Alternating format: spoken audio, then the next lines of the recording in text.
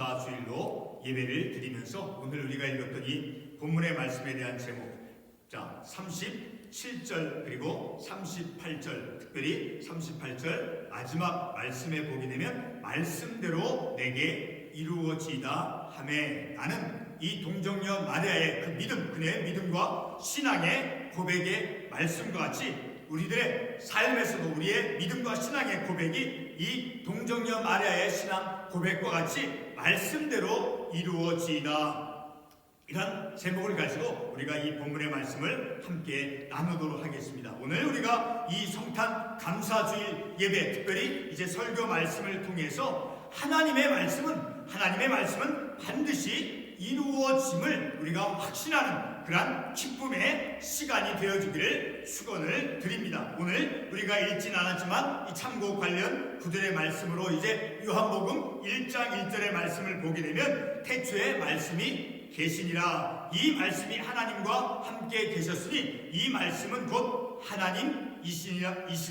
라는 이 요한복음 1장 1절에 있는 이 말씀, 이 구절에서 요한복음 1장 1절 이 구절의 말씀에서 자 하나님과 계신 말씀이 바로 같은 요한복음 1장 14절의 말씀에 의하면 육신이 되었다라고 말씀하고 있습니다. 다시 말해서 영으로서 존재하신 하나님의 그 영원하신 존재가 우리 인간의 우리와 같은 똑같은 육신의 몸으로 성육신 하셨다는 그러한 의미입니다. 그리고 성육신하신 하나님께서 우리와 함께 거하신다고 요한복음 1장 14절에서 말씀하고 있죠. 자, 말씀이 육신이 되신 그 하나님께서 어떻게 이 세상에 오셨습니까? 바로 우리가 읽은 오늘 이 본문의 말씀, 바로 그와 같은 질문에 분명하게 대답해 주고 있습니다. 자, 우리가 날마다 예배를 드릴 때마다 사도신경 그 신앙 고백을 우리가 드리죠. 자, 신앙 고백을 하죠. 자, 매 시간 예배 시간마다 우리가 고백하는 그대로 오늘 우리가 읽은 이 본문 35절의 말씀에 의해서 보면 성령이 이제 27절 말씀 처녀 마리아에게 임하여, 자 다시 봅니다. 자 35절 말씀에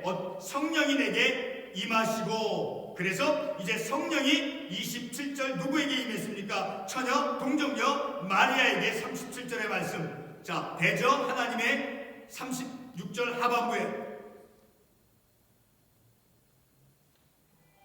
37절에서도 자 대저 하나님의 모든 말씀 능하심이 없으니라 못하심이 없느니라. 자 그리고 35절 다시 말씀에서 성령이 임하여 누구에게? 동정녀 마리아에게 임하셔서, 그래서 35절 하반부에 동정녀 마리아가 이제 하나님의 아들이라 일컬음받는 그런 아기 예수님을 탄생하게 되어지는 그런 사건을 우리가 이 말씀을 통해서 알 수 있게 되어지죠. 자, 이와 같은 자 예수님 탄생의 그 예고를 자 누구가 하였습니까? 바로 26절에 보게 되면 이제 천사 가브리엘이 이제 갈릴리 나사렛이라는 동네에 가서 이제 동정녀 마리아에게, 특별히 27절에 다윗의 자손 요셉이라 하는 사람과 그리고 약혼한 처녀 이 동정녀 마리아에게 그 천사 가브리엘이 이 동정녀 마리아를 통해서 아기 예수님의 탄생을 이제 예고해 주었습니다. 자, 이와 같이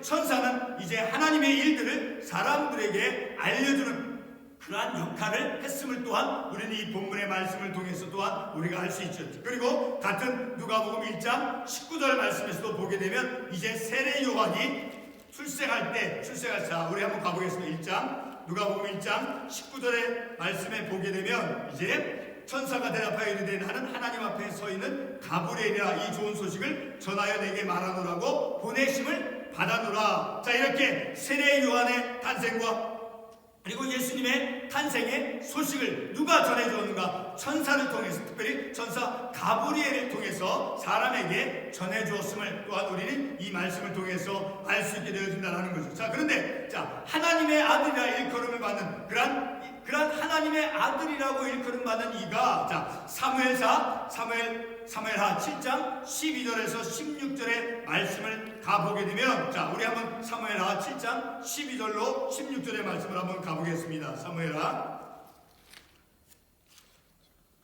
사무엘하 7장 12절에서 16절, 특별히 이제 12절 하반부에 보게 되면 내 몸에서 날 내시를 내 뒤에 세워 그의 나라를 견고하게 하리라. 그리고 14절 말씀, 자, 나는 그에게 아버지가 되고 그는 내게 아들이 되리니. 자, 그리고 16절 건너뛰어서 내 집과 내 나라가 내 앞에서 영원히 보존되고 내 왕위가 경고하리라. 특별히 읽었던 14절 말씀, 나는 그에게 아버지가 되고 그는 내게 아들이 되리니. 자, 이런 말씀을 통해서 이제 이사야 선지자를 통해서 이미 예고되어졌다라는 것을 우리가 이 말씀을 통해서 알 수 있다라는, 다시 말해서 그렇게 예고되어, 이미 구약 성경에서 예수님의 그 탄생의 소식이 예고되어졌는데, 자, 그런 예언되어진 그 소식들이, 말씀들이 궁극적으로 이제 나사렛 예수 그리스도 안에서 이루어졌음을 우리가 말씀을 통해서 깨달을 수 있다는 거죠. 자, 그것을 우리가 한번 마가복음 1장 11절의 말씀을 통해서 다시 한번 확인해 보겠습니다. 마가복음 1장 11절의 말씀을 가보게 되면, 마가복음 1장 11절의 말씀을 같이 한번 보겠습니다. 우리 마가복음 1장 11절의 말씀을 보게 되면 어떻게 말씀하고 있습니까? 마가복음 1장 11절 말씀, 하늘로부터 소리가 나기를 너는 내 사랑하는 아들이라 내가 너를 기뻐하노라 하시니라. 자, 예수님의 그 세례를 통해서 이제 하늘로부터 어떤 소리가 났습니까? 너는 내 사랑하는 아들이라 내가 너를 기뻐하노라 하시니라. 자, 이와 같은 말씀을 통해서 이제 궁극적으로 예수 그리스도 안에서 그렇게 이미 예고되어졌던 것이 성취되어졌음을 우리가 이러한 참고 관련 구절의 말씀을 통해서 확인해 볼 수 있죠. 자, 오늘 우리가 읽은 이 본문의 말씀, 그 본문의 동정녀 마리아는 이제 자신의 몸을 빌어서 그리고 성령에 의해서 잉태되어지고 그리고 하나님의 말씀 그 약속대로 탄생하신 그 예수 그리스도의 성육신의 사건을 어떻게 고백하고 있느냐라는 것을 우리가 이 본문의 말씀을 통해서 생각해 봅니다. 자, 본문 37절의 말씀을 보게 되면, 그리고 38절의 말씀을 보게 되면 이 동정녀 마리아가 어떤 믿음의 신앙의 고백을 합니까? 37절 특별히 보게 되면 대저 하나님의 모든 말씀은 능하지 못하심이 없느니라. 그리고 38절에서 마리아가 이르되 주의 여종이오니 말씀대로 내게 이루어지이다 하매 천사가 떠나가니라. 자, 이런 말씀을 통해서 이제 그 동정녀 마리아, 하나님께서 이제 동정녀 마리아 성령을 통해서 이제 동정녀 마리아에게서 이제 예수님의 그 탄생의 그 소식들, 자, 그런 예수 그리스도의 성육신의 사건, 하나님의 그 일들이 이루어지는 것에 대해서 이제 이 동정녀 마리아는 분명한 신앙의 고백을 하고 있음을 이 말씀을 통해서 알수, 특별히 우리가 읽었던 37절, 38절 다시 반복이 되지만 하나님의 말씀은 능하심이 없고 하나님의 말씀대로 내게 이루어진다라고 그녀가 이제 믿음의 신앙의 고백을 하고 있음을 우리가 이 말씀을 통해서 확인해 볼 수 있다는 거죠. 자, 오늘 우리 그리스도인들도 이제 저와 여러분들도 이 본문의 동정녀 마리아와 같이 동일하게 믿음과 신앙의 고백을 한다면 우리는 하나님의 그 살아계심을 성경적으로 아주 분명하게 믿는 그런 하나님의 그 약속의 말씀을 믿는 그런 그리스도이다라고 우리가 이런 말씀을 통해서 자신해 볼 수 있다는 것을 우리가 말씀을 통해서 확인해 볼 수 있다는 거죠. 자, 동정녀 마리아에게서 일어난 그런 성령의 능력, 곧 하나님의 능력에 의해서 잉태되어지고 탄생하신 그 예수 그리스도의 이 땅에 오심의 사건은 참으로 놀라운 일이었습니다.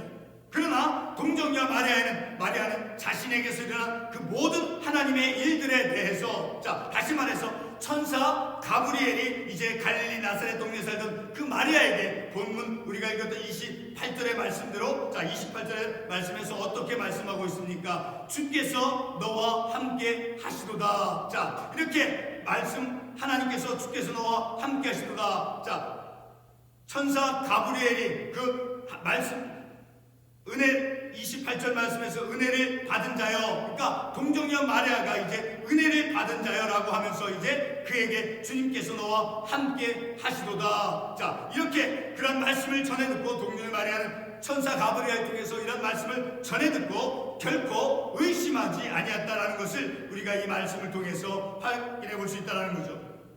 마리아는 결코 그 불신앙의 믿음을 보이지 아니했다라는 것을 우리가 특별히 읽었던 28절과 29절의 말씀을 통해서 확인해 볼 수 있습니다. 그러나 반대로 이런 마리아의 신앙 고백과 믿음의 고백과 반대로 누가복음 1장 18절의 그 세례 요한의 탄생의 사건을 이제 천사가 사가랴에게 이제 알렸을 때 그 사가랴는 의심을 했었죠. 자, 비록 사가랴는 의심을 했을지라도 본문의 마리아는 결코 하나님의 일들에 대해서 의심하지 않았음을 우리가 이 말씀을 통해서 알 수 있다는 것. 그리고 읽었던 우리가 본문 37절 38절의 말씀대로 그 마리아의 믿음이 그녀의 믿음이 어떠했는가를 이제 분명하게 우리는 그 두 구절의 말씀을 통해서 알 수 있다는 거죠. 자, 오늘 우리는 이 본문의 말씀을 통해서 두 가지 사실을 다시 한번 우리가 확신하고자 하는 것입니다. 첫 번째로는 마태복음 2장 13절 이하의 말씀에서 아기 예수님의 그 탄생 후 그 애굽의 헤롯 대왕이, 자, 우리 13절 말씀을 한번 가보겠습니다. 마태복음 2장 13절의 말씀, 어떠한 내용의 의미가 있는가, 어떤 내용의 말씀. 2장 13절의 말씀을 보게 되면 이제 그들이 떠난 후에 주의 사자가 요셉에게 현명하이르되 헤롯이 아기를 찾아 죽이려 하니 일어나 아기와 그의 어머니를 데리고 애굽으로 피하여 내가 내게 이르기까지 거기 있으. 자, 헤롯 대왕이 이제 아기를 죽이려는 그런 정책을 펴므로 인해서 이제 그 예수님의 그 탄생 후에 이제 애굽의 그 헤롯 대왕이 아기를 죽이려고 하는 그런 정책으로 말미암아 이제